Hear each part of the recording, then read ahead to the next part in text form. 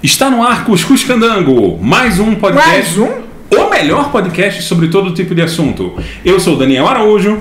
Sou Carlos Leite. Eu sou Léo Gonçalves. Eu sou Gustavo Ladowski. Bem-vindos, sirvam-se à vontade, o Cuscuz está na mesa. Hoje é terça-feira, 19 de março de 2024. Nossa conversa, regada muito uísque, vai ser baseada numa reportagem da revista Fórum, com o título Religião ou Projeto de Poder? O que é a teologia do domínio? Tá? O termo teologia da dominação entrou no radar da oposição pública a partir da manifestação realizada pelo ex-presidente Jair Bolsonaro, PL, na Avenida Paulista em 25 de fevereiro. Na ocasião, a ex-primeira-dama, Michele Bolsonaro, fez um longo discurso misturando questões religiosas e políticas. Dentre as obviedades aqui, a de que seu marido teria sido um escolhido por Deus para construir o reino do Brasil. Abre aspas. Por um bom tempo fomos negligentes ao ponto de dizer que não poderíamos misturar política com religião. E o mal tomou e o mal ocupou o espaço. Chegou o momento agora da libertação. Conhecereis a verdade vos libertará. Foi o versículo que ele, Bolsonaro, usou em toda a sua campanha. E eu creio que isso foi gerado no mundo espiritual, porque eu acredito em um Deus vivo, um Deus todo-poderoso que é capaz de restaurar e curar a nossa nação. Não desistam, mulheres, homens, jovens, crianças. Não desistam do nosso país. Continue orando, continue clamando, porque eu sei que o nosso Deus, do alto dos céus, irá nos conceder um socorro, disse ao lado do pastor Silas Malafaia. O discurso fez com que parte da cúpula do PL passasse a considerar Michele como uma opção mais viável para substituir Bolsonaro nas urnas. Comenta Castro Rocha.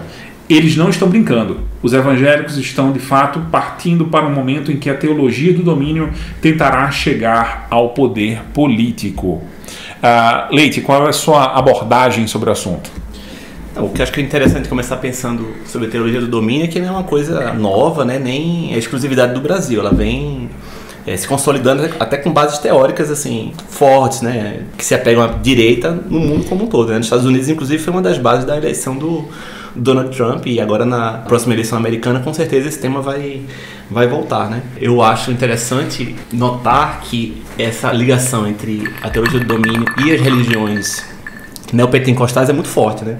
E a base teórica da teologia do domínio é uma base bíblica, então assim, tem todo um fundamento da tradição para justificar que não haja uma mistura, né?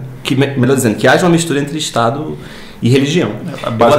Eu vou até ler aqui um trecho aqui do Gênesis, 1:26 do Gênesis diz o seguinte: Então disse Deus, façamos o homem à nossa imagem, conforme a nossa semelhança, domine ele sobre os peixes do mar, sobre as aves do céu, sobre os grandes animais de toda a terra e sobre todos os pequenos animais que se movem rente ao chão. Criou Deus o homem à sua imagem, a imagem de Deus o criou, homem e mulher os criou. E segue, Deus os abençoou e lhes disse, sejam férteis e multipliquem-se, encham e subjuguem a terra, dominem sobre os peixes do mar, sobre as aves do céu e sobre todos os animais que se movem. Então esse trecho aqui, do multipliquem-se, encham e subjuguem a terra, é o que é justificado pelos teóricos aqui da teologia da dominação, do domínio, né? Como um fundamento religioso para que haja de fato uma mistura entre Estado e religião, que seria justificado com bases teológicas, né? Seria exatamente a abolição da separação entre a igreja e o Estado, né? Isso. Um dos teóricos da teologia do domínio, né, que é o Gary North, quem quiser pesquisar aí depois, enfim, ele escreveu isso já há bastante tempo. Ele fala, inclusive, que a dominação, o domínio, né, religioso tem que se dar em duas etapas. Primeiro, você se multiplica, como está aqui no Gênesis. Então, você incentiva um crescimento das igrejas evangélicas. E depois, você domina. E domina como? Domina controlando, de fato, o aparato estatal. Parece que há um programa de governo, de fato, nessa linha, né? E o que eu acho ainda mais assustador é que essa teologia do domínio, ela não está apenas circunscrita à questão político-partidária. Isso é que é o mais assustador de tudo, na minha opinião. Ou seja, esse pessoal está fazendo política mesmo quando eles não dizem que estão fazendo política. Então, a teologia do domínio não é só um candidato a presidente da República falando de Deus, não é só uma ex-primeira-dama falando de Deus, uma possível candidata a Senado, como dizem que a Michele pode se lançar, ou até a presidente da República falando de Deus. essa teologia do domínio, ela está espraiando por todas as áreas da sociedade ocidental, porque eles querem que o cristianismo, existe aí também uma cruzada contra o islamismo, enfim, contra a cultura oriental.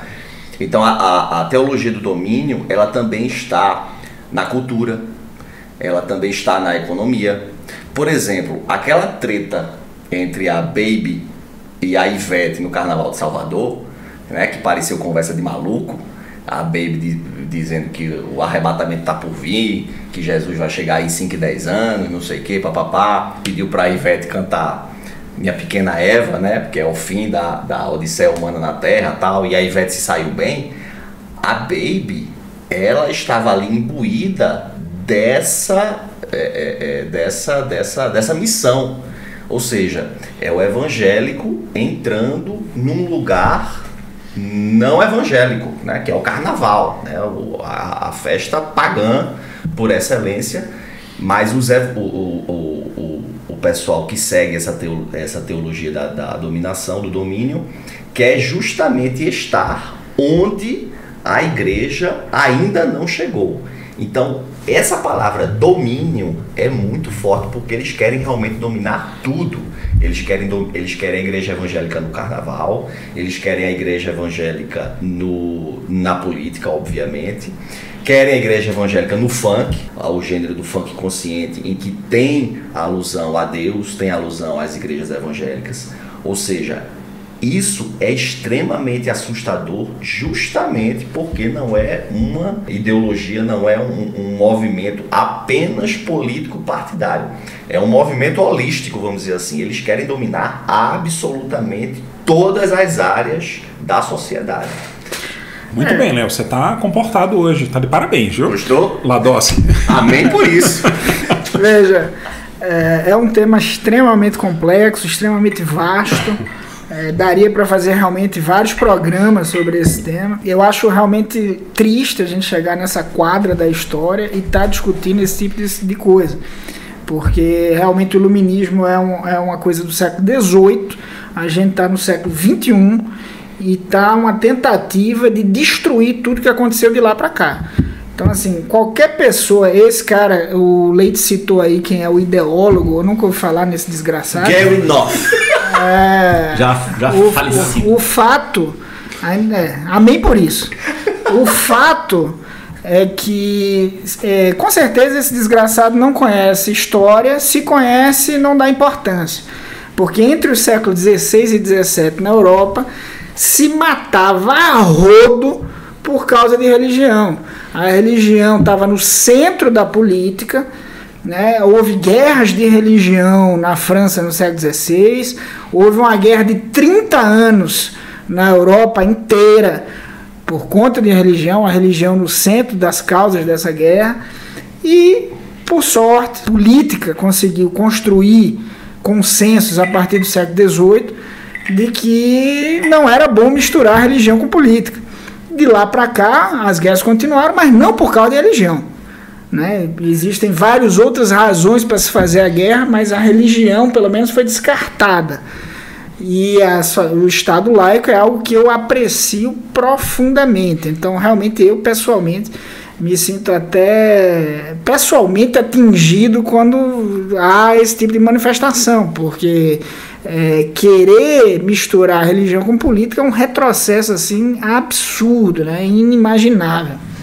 É engraçado, né, que toda essa lógica de separação entre igreja e Estado veio, entre outras coisas, para proteção dos protestantes, né?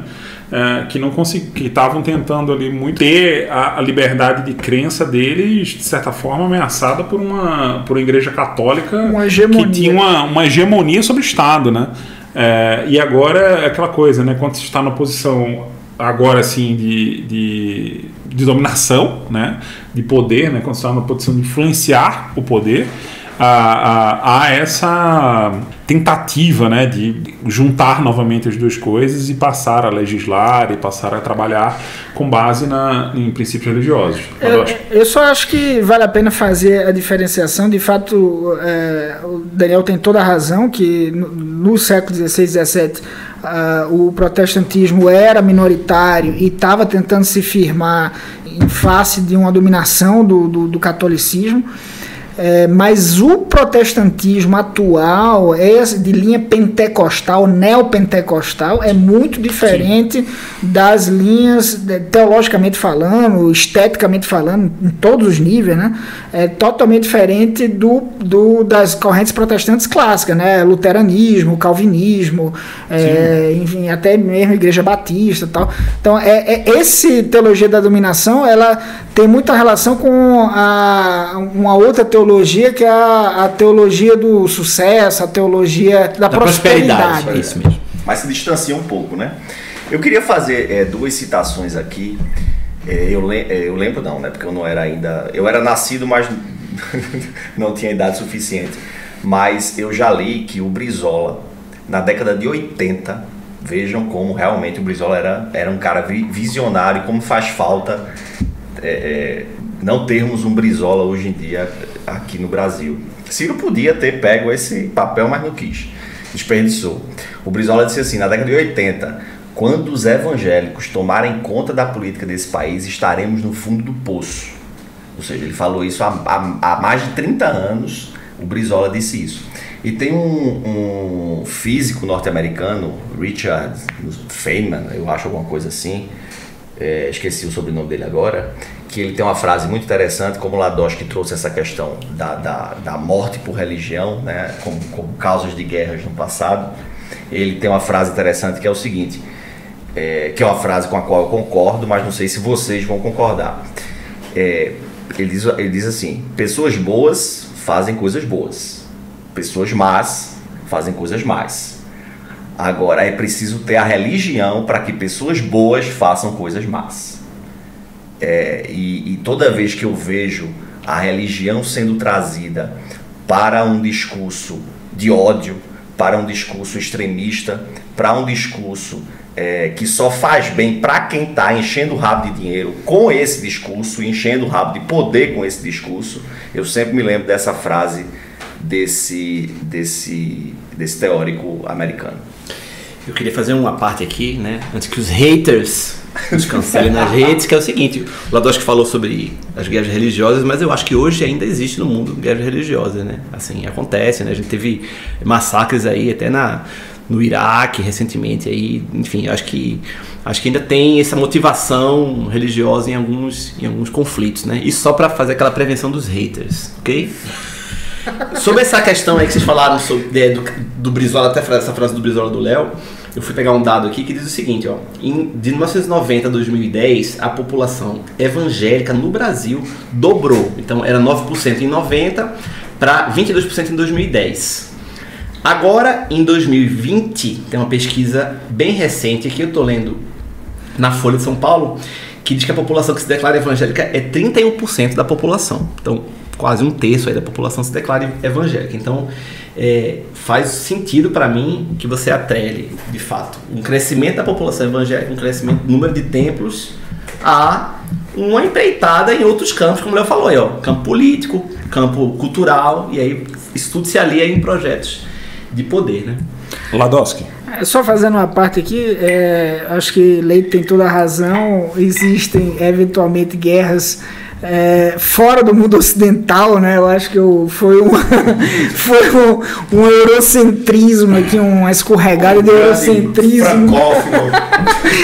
Mas realmente, pelo menos no mundo ocidental, que adotou os valores do iluminismo, e essa ressalva tenha sido feita, o iluminismo é o que faz a diferença, né? Que é o que pauta a laicidade, né? Eu acho que o que está em discussão aqui é o fim da laicidade, que é o que a Michelle Bolsonaro, que esse pessoal tá propondo, né? Acabar com a laicidade.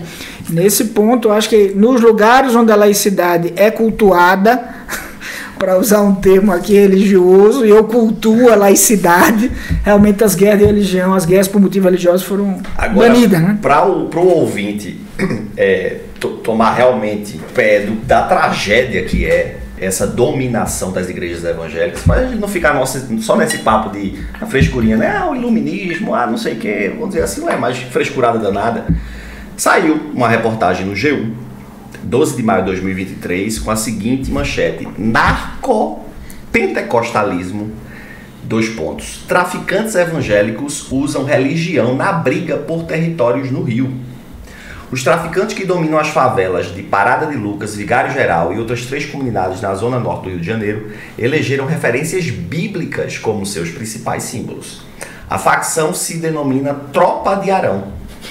A estrela de Davi foi espalhada em muros e bandeiras nas entradas das favelas e está até em um neon no alto de uma caixa d'água na comunidade Cidade Alta. O território foi batizado, segundo a polícia, de Complexo de Israel, pelo chefe da tropa, uma referência à terra prometida para o povo de Deus na Bíblia. O grupo criminoso comandava inicialmente o tráfico em Parada de Lucas e estendeu seu domínio para as comunidades vizinhas. O Complexo de Israel é emblemático de um fenômeno que alguns pesquisadores têm chamado de narcopentecostalismo. Cacete, ó a palavra, bicho. É tráfico de droga junto de religião. Narcopentecostalismo. Não apenas o surgimento de traficantes que se declaram evangélicos, mas a forma como isso influencia a atuação das facções na disputa por territórios do Rio de Janeiro. Abre aspas, é a frase de uma cientista política pesquisadora da UERJ. O termo neopentecostalismo tem sido empregado por diversos pesquisadores que analisam o fenômeno de narcotraficantes que assumem de forma explícita e aberta religiões neopentecostais, inclusive em suas atividades criminosas. Então não é o sujeito que é traficante e segue uma religião, não é isso não. É ele usar a religião como instrumento de sua atividade criminosa, como instrumento de dominação de território nas favelas do Rio de Janeiro. O negócio é realmente assustador. O que eu acho muito interessante, tá, é que toda essa teoria, digamos assim, ela é desenvolvida por pessoas como Gary North, que ele citou, que em realidade são adeptos da escola austríaca. A escola, não, eu vi pesquisando para o episódio. Da escola austríaca da economia.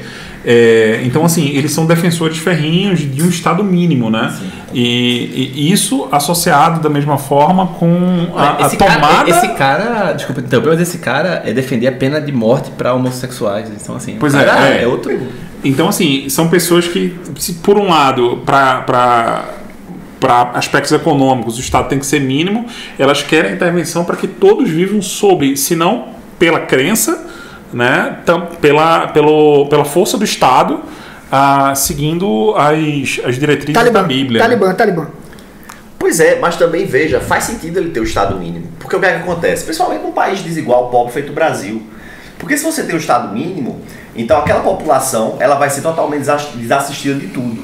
Aquela população não vai ter lazer, aquela população não vai ter médico, não vai ter psicólogo. E quem é que vai fazer às vezes disso? O pastor. Né? Então a igreja é o lazer, a igreja vai proporcionar médico, a igreja vai proporcionar o ombro amigo quando a fiel chega lá. Mas no Afeganistão é assim. Isso, exatamente. No Afeganistão é exatamente isso. Exatamente. Então é claro que esse pessoal defende o Estado mínimo, porque para eles tomarem conta, preencher a lacuna no setor dessa população que vai ficar desassistida, que vai ficar desabrigada. E aí eles entram nesse vácuo, né? Agora, voltando para o Brasil, qual a perspectiva que vocês acham da disputa eleitoral em 2026, dessa teologia do domínio, da dominação empregada aqui na nossa política, o que a esquerda está fazendo ou pode fazer para evitar a profecia do Brizola, que a profecia do Brizola se realize, se é que já não se realizou? Cara, sendo bem sincero, nada. Não está fazendo nada ou não pode fazer? Mas pode fazer, não pode fazer, né? Assim, você tem essas pessoas são pessoas que têm uma visão claramente extremista, né, da vida em sociedade. Não sem entrar em questões relacionadas à religião dela, mas eu estou falando especificamente do impacto, né, da superação, estou classificando como extremista a superação da separação entre a igreja e o Estado. E isso é uma visão que é realmente muito extrema. Não só a separação da igreja do Estado, mas também a dominação da igreja Sim. em todas as demais áreas. Né? Sim, em todas as demais áreas. A dominação na vida da pessoa. Sim, sim. Então, assim, você ter pessoas que estão trabalhando, de certa forma, com essa perspectiva, que é uma perspectiva que, para um grande conjunto de pessoas, reflete um aspecto positivo, porque pro aquele evangélico de bom coração, que orienta a sua vida pelos ditames religiosos, ele vê com bons olhos a expansão da doutrina religiosa dele, a princípio. Né? Ele vê com bons olhos isso. Então, isso é algo que é muito complexo de ser tratado sob o ponto de vista político, por um determinado lado, e eu, sinceramente, vejo hoje a esquerda entrando em debates que visam discutir valores, digamos assim, desse público evangélico, de uma maneira que os afronta e os aproxima dessas pessoas que estão se utilizando da teologia da dominação. Então a gente tem um certo conflito aí de atitudes e de atividades, né? Ladosco? É um terreno minado, como o Daniel colocou aqui. Eu acho que isso resume o que ele falou. Eu queria só deixar claro para o nosso ouvinte que a teologia da dominação é uma vertente minoritária ainda dentro do neopentecostalismo, dentro da comunidade evangélica. Está crescendo, tem esses expoentes políticos relevantes, né? E é uma doutrina perigosíssima, né? Como a gente está tentando mostrar aqui, né? Justamente por cogitar destruir essa separação da igreja entre a igreja e o Estado. Em linhas gerais, os protestantes de vertente neopentecostal, que são a grande maioria no Brasil, tem essa teologia da prosperidade, que aí é o comércio da fé, você paga para ter o milagre, paga para prosperar e tal, o que por si só já é um drama, né? Um drama na vida das pessoas e um drama na vida política mesmo, porque há toda uma ideologia, de certa forma, também contamina todo o tecido social. Agora, além disso, eu vou passar aqui pro Leite. Isso. Eu esqueci o que ia falar. Às vezes a gente nem corta, a gente continua. Simples por isso. Não, mas lá acho que eu vou pegar então o seu gancho. Tá pesado o episódio. Vamos.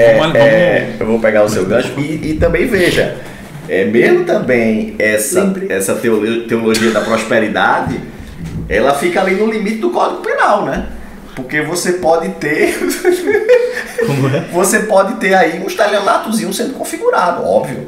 O sujeito que diz que chama uma sujeita no palco lá da igreja, no púlpito, diz assim: essa mulher vai andar, e ela se levanta e anda, sendo que ela não era paraplégica, sendo que ela não era...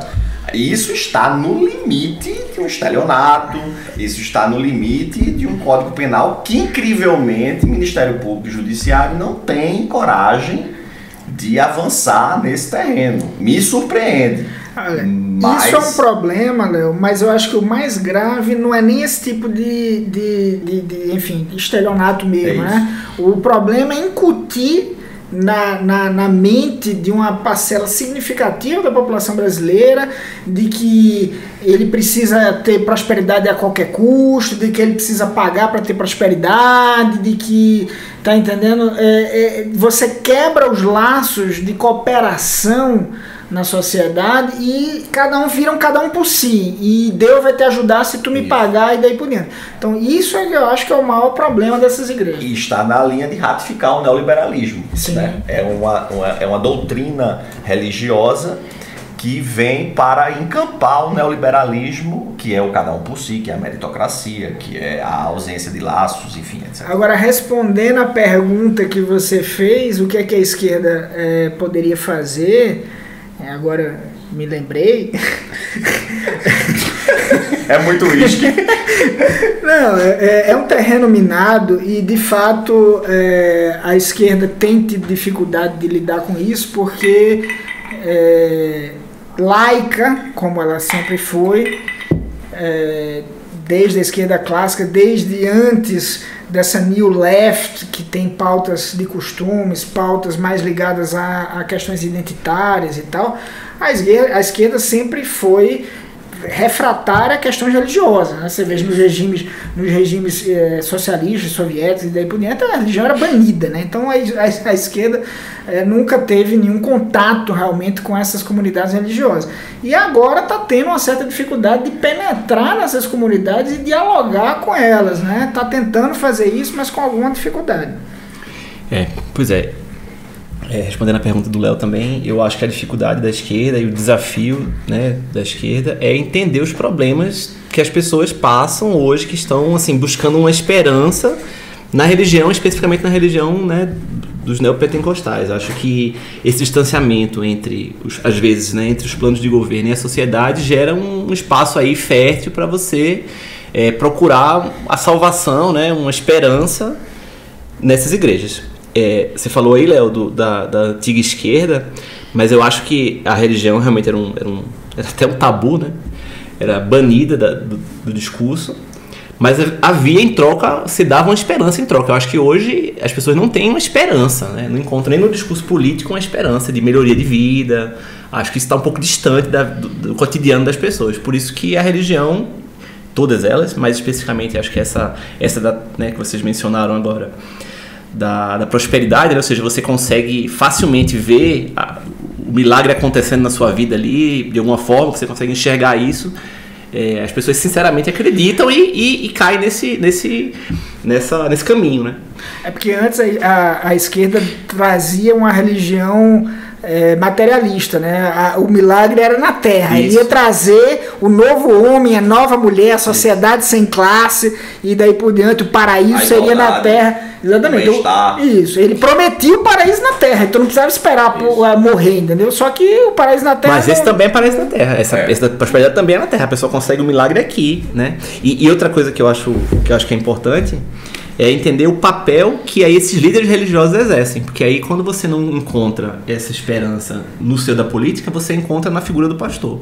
Então a figura do pastor ganha uma representatividade gigante, né? E o que o pastor fala em determinadas situações, em determinadas igrejas, é lei, você segue o que o pastor indicar. Inclusive quando você fala de orientação política. Então você tem uma massa ali que realmente é conduzida pelos interesses ali do pastor. Vocês acham que estão surgindo lideranças de esquerda ligadas à comunidade evangélica? Alguns sim, mas tem tido, mas ainda está muito pouco. Exatamente. Muito raro. Não tem essa pulverização e essa força que o Silas Malafaia da vida tem, que o Edir Macedo tem. Pô, o cara tem uma emissora de televisão, né? Eu acho que tem surgido, mas muito, muito pouco. O que, assim, para responder a minha pergunta, dando minha própria opinião. Exatamente, feito o Deltan, né, que tinha um grupo com ele mesmo, de zap. Pô, eu não posso criticar o Deltan nessa não, porque eu também tenho um grupo comigo mesmo, tá? Se chama Bloco de Notas e eu realmente falo muitas coisas. Eu não falo como o Deltan, né? Não me exalto dentro do grupo. Vai lá, Daniel. Não me exalto dentro do grupo. Eu faço anotações apenas. O problema não está em ter um grupo consigo mesmo. Deltan, que é evangélico, né? É religioso. Exatamente. Eu tenho uma preocupação muito grande com esse assunto. Eu acho que a esquerda não está fazendo absolutamente nada para derrotar, né, essa onda. É muito grave, é muito séria. E pensando aqui, especificamente no nosso contexto político, eu acho o seguinte: Bolsonaro tudo indica que vai ser preso, né? Amém por isso. Amém por isso. Então, tudo indica que ele vai sair da cena política, já está inelegível. Mas o bolsonarismo, ele não é personalíssimo. Ele não está personalizado apenas na figura do Bolsonaro. O bolsonarismo, ele está institucionalizado. E ele foi institucionalizado principalmente pelas igrejas evangélicas. A gente viu isso muito claramente no ato que ele convocou na Paulista, em que quem falou foi o Silas Malafaia, né, que é uma figura. E a Michelle Bolsonaro. E a Michelle Bolsonaro. E o Silas, e ambos são figuras ainda, são figuras muito influentes. Então, para o bolsonarismo sobreviver e para o bolsonarismo ganhar as eleições de 2026 ou em 2030, enfim, não depende da figura do Bolsonaro. Ao contrário da nossa esquerda. A nossa esquerda ainda é muito dependente do Lula. Né? De quem? Do Lula. Do presidente Lula. Do presidente Lula. Por favor. Né? Da Vossa Majestade o Rei. Presidente Lula. É muito dependente do Lula. Não temos uma figura capaz de substituir. É como se fosse o seguinte: o Lula é infungível, o Lula é insubstituível. O Bolsonaro é fungível, o Bolsonaro é substituível porque o bolsonarismo está institucionalizado. A esquerda não está institucionalizada no Brasil, a esquerda perdeu muita força.